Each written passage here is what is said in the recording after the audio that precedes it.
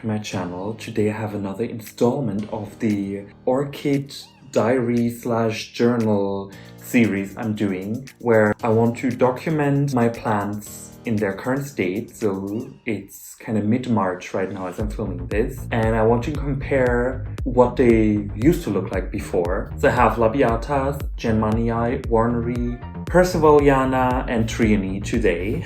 So there's quite a bit to go through. Yeah, so let's get started. And I want to start off actually with Cattleya warneri, and I want to show you the first one I got because there's a story behind it. This is Cattleya warneri coerulea. And I received this plant from Orchids and More in 2021. Like, actually the majority of my collection I purchased in 2021. And I want to highlight this plant right now because this is actually the first plant that ever had scale in my collection, and it's actually the one that has it the worst. I have never been able to fully eradicate scale on this plant. It's just been suffering forever. While preparing for this video series and while just looking at every plant, I realized that most, if not all, of my plants that suffer from scale are actually plants that I got from this orchid nursery, so from Orchids and More. I don't want to point fingers, I don't want to say, oh, they're shit, but it's just very peculiar to me that basically every plant I have that suffers from scale comes from that nursery. And it's also a bit weird that, you know, a plant that I recently purchased, and I mentioned it in a previous video, my labiate, the tipo from them, just broke out its scale all over just a few weeks after I received it, and none of the plants surrounding it have anything, right? And it's weird that this plant keeps having it and many other plants in my collection that grow right next to it don't have it. Yeah, I don't know. It's a bit sad. I'm definitely going to be very cautious from now on whenever I purchase from them. I really like their offers. They have constantly, they have new plants. Every month they basically have a completely new lineup, and they have a lot of plants at very affordable prices that you don't really see anywhere else. Yeah, it is what it is. So Cattleya warneri is working on new growths and everything, but it's very stunted because of the scale. And as you would have seen in the close-up, it's really not doing well. I've been considering getting rid of this plant so many times now. Let's see, let me know in the comments if I should hang on to it or if it's a goner.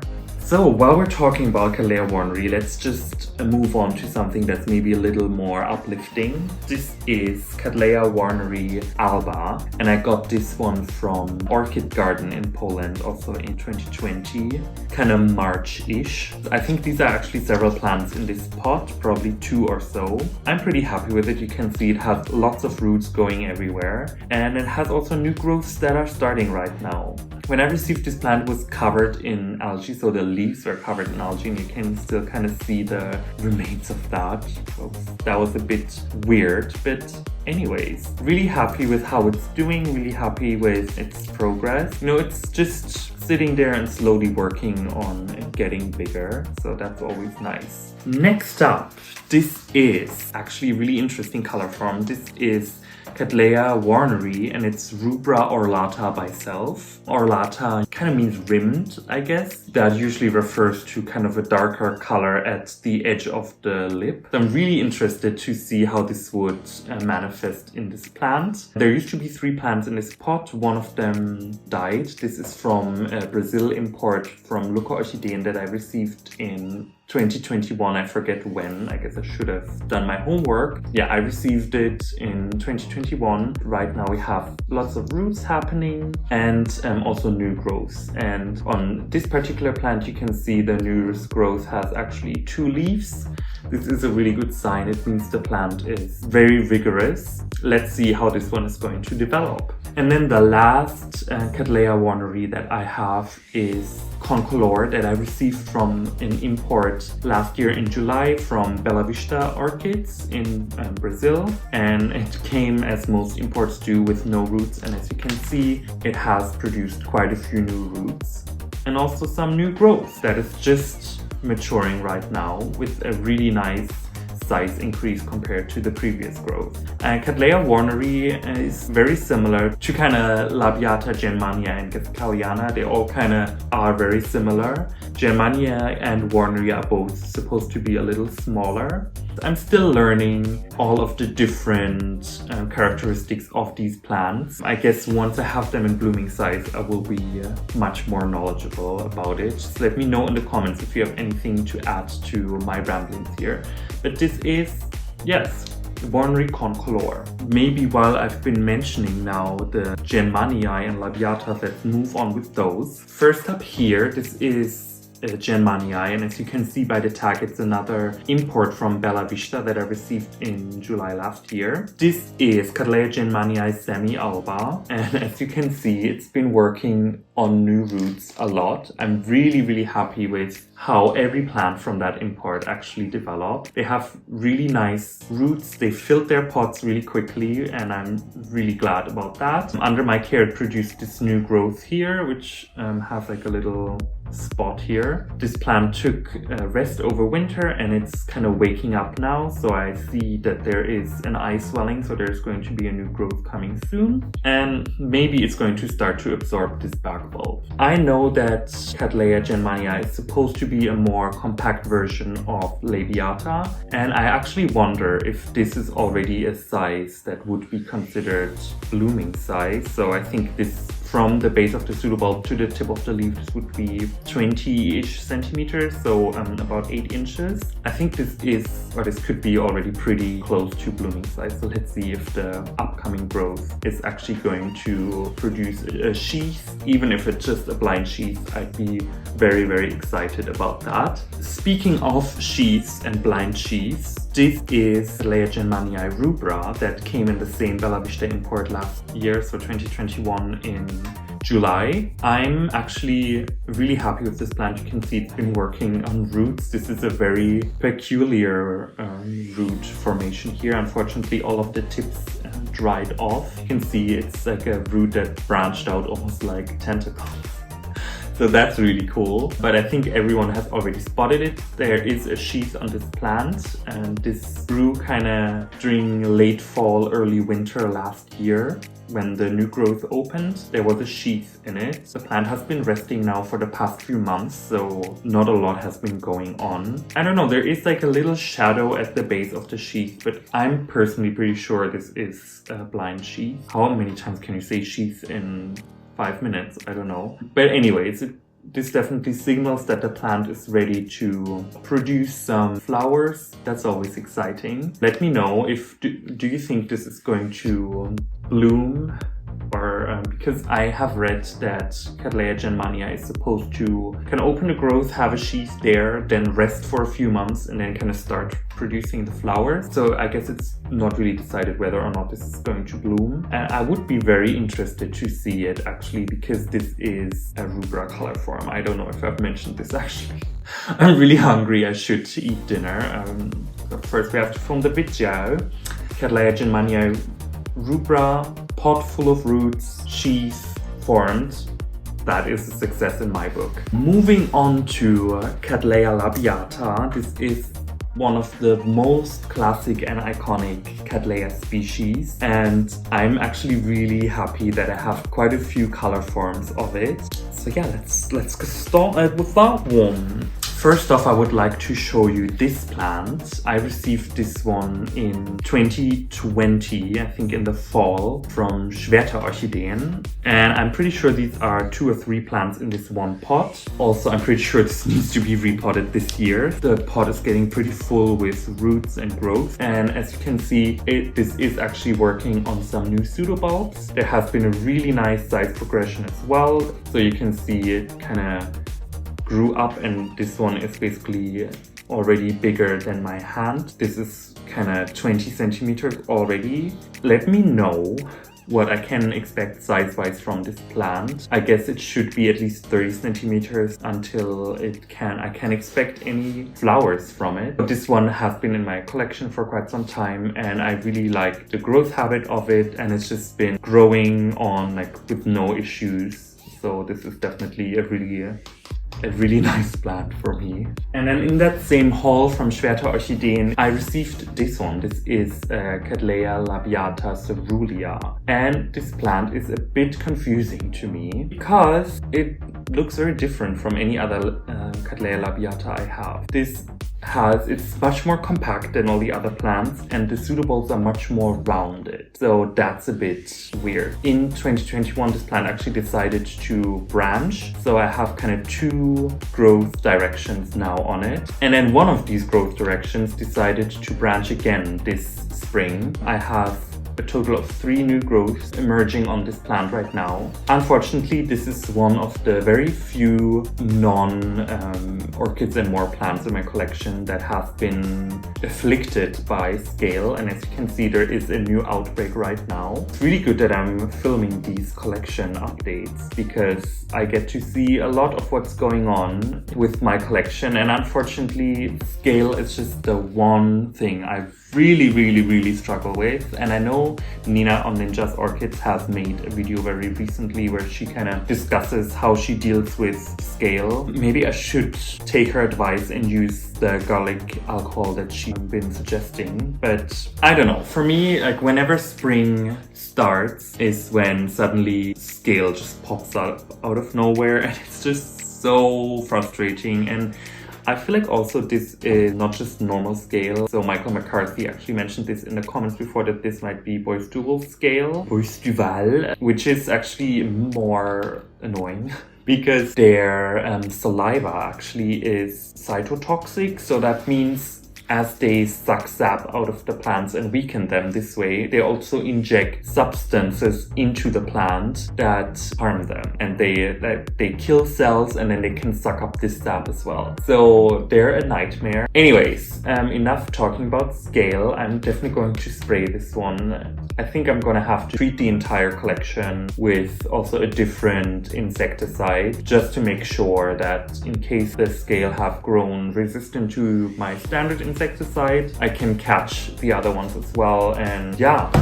wish me good luck. I'm probably gonna nuke the entire place. Another Cattleya labiata that has been struggling with scale in my collection is the Cattleya labiata concolor. I received this in 2021 from Orchids and More, right? It has scale, so it's from this nursery. I feel like with this one, I'm on top of the scale for the most part, but you can really see the damage that they have caused on like the older growths.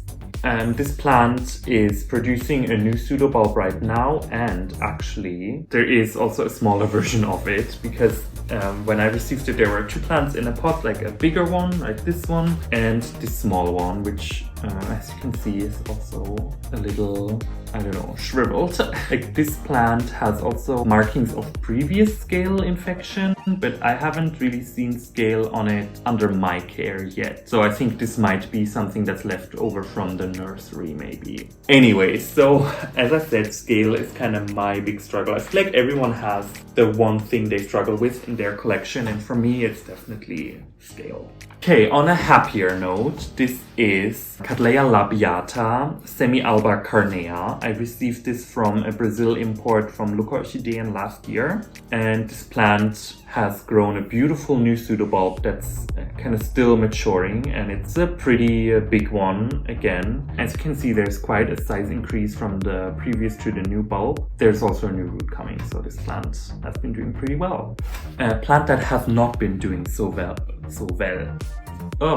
A plant that has not been doing so well under my care is this one. This is Cattleya labiata alba, and it's Bergkristall by self. I got this from Altendorfer Orchideen in September 2021. It's really shriveled and sunburned, so I don't know, I feel like this plant is a bit upset with me. But there's a new growth coming, and I'm really hoping that this is going to turn everything around. I think this plant is a bit stressed. I didn't repot it, so it's in very well draining bark. So I think it doesn't get enough hydration. I should add maybe a little bit of sphagnum moss to it. And also I think it was not used to as highlight conditions as I provide here. Oopsie! I'm hopeful that this is going to make it. This was pretty expensive for being such a small seedling, but I guess it's also because of its prestigious pedigree. And then the last Cattleya labiata that I have is, as you can see by the tag, another one from the Bella Vista import from last year. It has been working on a lot of roots. You can see the pot is full, and there's also a really nice new pseudobulb coming. This is the Cattleya labiata rubra, which is a really nice color form. I have unfortunately not seen any blooms of this particular plant, but maybe it's going to mature on me, and then one day we'll see the flowers of this particular plant. I was really after getting a nice Cattleya labiata rubra. Those are harder to find in Europe for whatever reason. You see a lot of coeruleas and semi-albas, but the rubras are really rare to come by, which is a bit unfortunate because apparently the Cattleya labiata rubra was actually the one that made the Brits go insane and really start this whole Cattleya craze, where they went on major excursions in the jungle to find all of these orchids. Yeah, I'm really happy to have a piece of orchid history in my collection, and I hope it's gonna stay with me for a long time. So the next species I want to talk about is also a very old one that people have been growing for a long time, and that's Cattleya mossiae. I actually really like the flower shape of Cattleya mossiae because they have like these kind of floppy ears almost on the sides. I have never seen any of these plants in bloom in real life, so I'm really curious to see what they're going to do. The first color form I want to show you is coerulea. So I got these two plants from Orchid Garden in Poland. They sent them just in one pot, and I had already separated them. These are doing pretty well, so you can see there are lots of roots coming on this one, and then this one is actually producing two new pseudobulbs. So I'm pretty happy with both of them. Obviously they're both very young plants, so it's going to take quite a few years until I see them in bloom, but you know, patience is a virtue. Next up, this is a plant that's actually been featured on my channel very recently in a shorts video. This is Cattleya mossiae semi-alba. I received this one from Orchids and More in a haul last year, so in 2021. They added this plant to the shopping basket without me actually ordering it, which I guess is nice. I still had to pay for it though. And there are two plants in the pot. I separated them. One is doing okay, I guess, and the other one not so much. This one, I don't know what's going on with it. It kind of keeps pushing itself out of the pot, so whenever there's root growth, it just kind of flops over, which is weird. Like, I've seen other plants do that, but this one just constantly does it, and it's kind of driving me insane. There are new roots coming, I don't know, gorge, just hang on. And this one is the bigger one of the two plants. If you've seen my video, you would have seen that this was covered in scale, and I guess you can really see the damage on this pseudobulb. Yeah, what can I say? It's another plant from Orchids and More that just seems to suddenly erupt in scale. Looking on the bright side though, you can see the new growth that it's maturing right now is quite a bit bigger than its previous pseudobulb, so that's always a nice sign. And I don't know, I really hope I can keep this plant alive and I can get rid of scale on it so we can, you know, move on and be happy.